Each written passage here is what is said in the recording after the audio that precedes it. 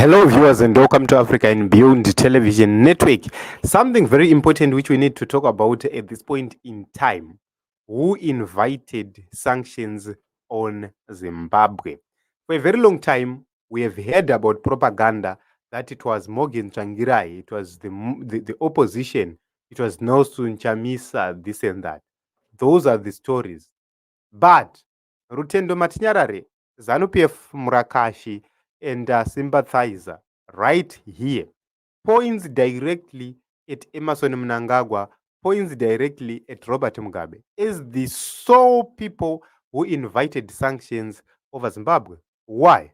It's because they were given money or loans by the same countries which then sanctioned them, or they were given money by institutions funded and controlled by the same countries which sanctioned them. And they misused that money in DRC war. So this is something which is very important. And we need to take a look onto these arguments he has raised right here. So he speaks about Section 4C of Zidera, and he says a sanction to deny Zimbabwe loans. So according to Rutendo, he speaks about that Section 4 of the Zimbabwe Democracy and Economic Recovery Act is under the heading Support for Democratic Change and Economic Recovery.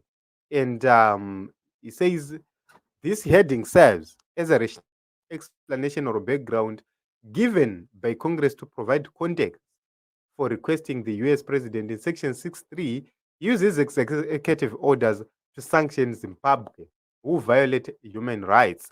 They just below Section 6.4, it concludes by asking the president to allow to also determine how those sanctions would eventually be removed. So you just actually see that this is something which is very, very important at this point in time, because he gives a background of ISAP, which happened in the 90s.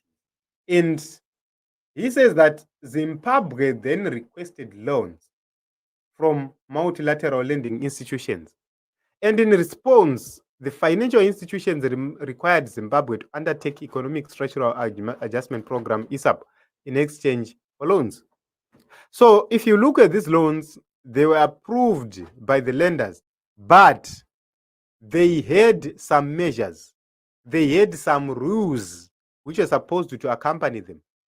They were supposed to implement austerity measures, which means the government spending was not supposed to be a haphazard. They were supposed to strictly adhere to the budgets when they are spending. This is something which is very important. So if you look at this one, the Zimbabwean government then agreed to the terms.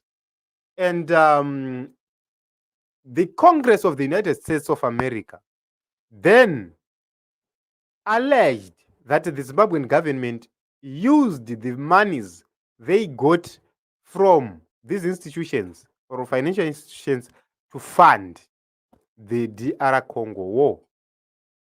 And they were actually against what they had agreed with the institutions, because they were now doing things outside their budget. Number two, they were now doing things to support other countries which are outside their own people. So they were given money which was supposed to deal with certain issues within the Zimbabwean economy, but they started using that money to do other things in Congo. So you would see that the Zimbabwean authorities, they were actually questioned about those unapproved expenditures. And then they denied that they were using the funds for activities in Congo. So this is how everything happened. And then we have sanctions being placed. So he says, as a consequence of this breach in November 1999, IMF and IDA decided to suspend all lending to Zimbabwe followed by the World Bank suspending financial support in 2000. These multilateral loan suspensions came well before Zidera. So if you look at the issue of sanctions, chinzi masanctions akatitadzisa kutora zvikwereti, masanctions akatitadzisa kudai nekudai nekudai. What we have to put in mind is that these measures were put before the sanctions were implemented on Zimbabwe.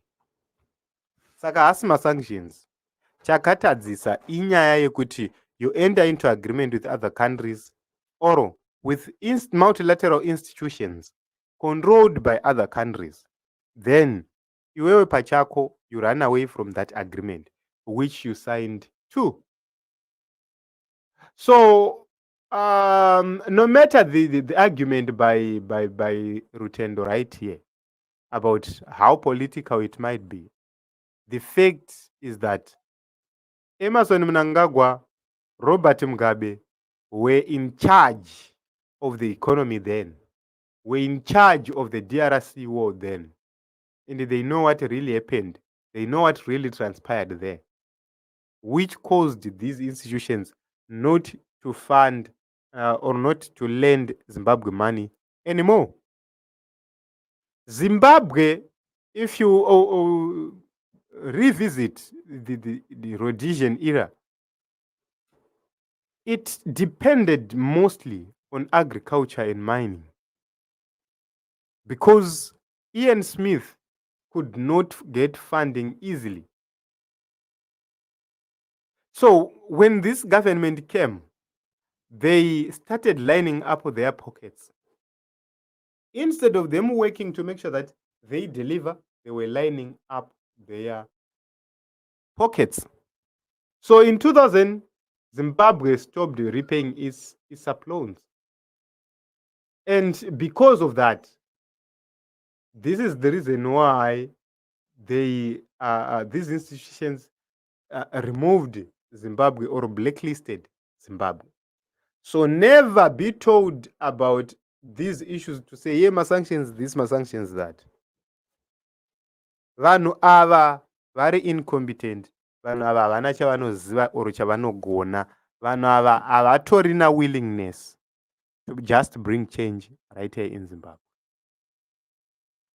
Now, as we speak at this point in time, you would see that the same sanctions, my executive order sanctions, have been removed, which means no one has the authority to do anything within the borders of Zimbabwe in terms of sanctions or enforcing any form of sanctions.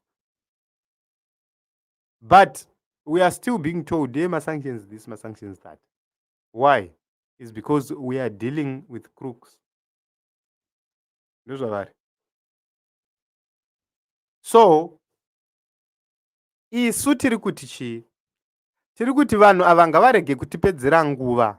As a people, they must not waste our time telling about sanctions each and every time. We need a government which is accountable, aligned to the people and for the people. We need a government which is not going to continue killing its own citizens for the sake of power. That is what we want.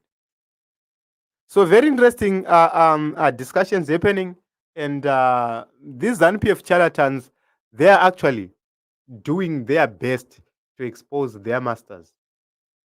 Is he bitter because he was not paid by the regime, or is betting or working for another faction to taint the image of another faction?